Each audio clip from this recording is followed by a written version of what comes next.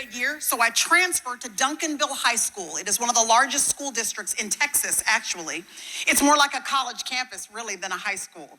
When I transferred from 13 students at Brook Hollow Christian School to the freshman year at Duncanville High School, there were 753 kids in my freshman class, not the high school, just the freshman class is 753 kids. So it was a completely different context for me. And these were going to be people who most of whom did not know me. I didn't know them. So I thought this would be a fun opportunity to change my identity entirely. I would change my name, give myself a brand new name. I had heard of a student that I'd met through other acquaintances at another school. Her initials were DK, and people called her DK. I thought it was clever. So I adopted this nickname. My new name was DK. Now, I remember telling Nicole, my friend from youth group at church, we had grown up in church together. She was already in the Duncanville High School school district. So I remember telling her about my plan. She's the only one that knew about my little plan because I knew she was going to be the connective tissue between me and most of the new friends I was going to be making.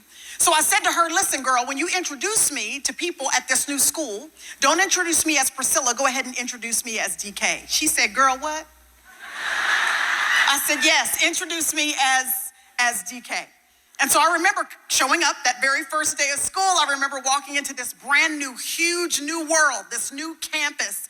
And I remember her introducing me to people. She would look at me inquisitively to make sure I was still down with this. This was still my plan before she began to introduce me one person after the other as DK. I introduced myself to my teachers and my new friends as DK. And to make a long story short, it caught on. For the 4 years that I was in school, there was not one student, there was not one teacher, there was not one school administrator, not one principal, not one athletic coach that did not refer to me as DK. Most people didn't even really know that my name was Priscilla. Everybody called me DK. In fact, just anybody in that whole season of my life. So people or coaches from other schools where we would sort of compete with them in different capacities, they all called me DK. It was monogrammed on all my athletic uniforms. It was monogrammed on my Letterman's jacket. Every single person in that season of my life called me DK.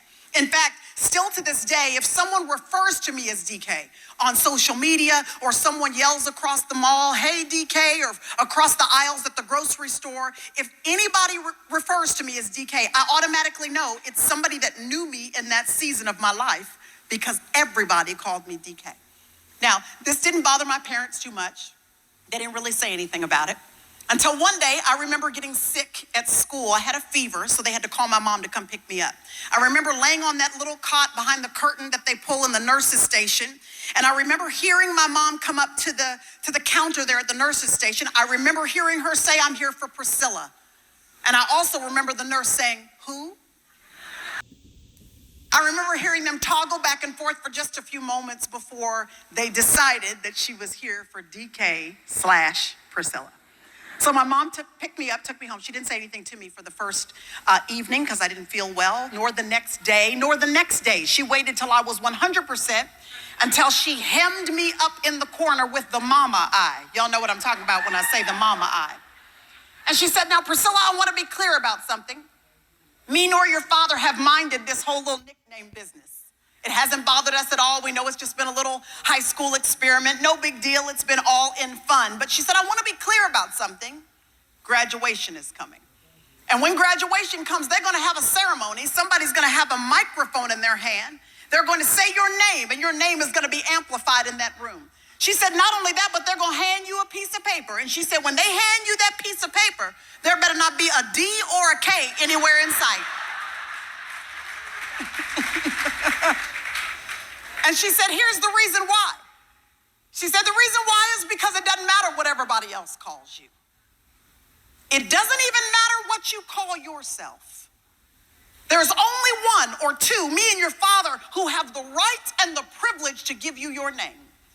Only the one who gave you life has the authority to identify you.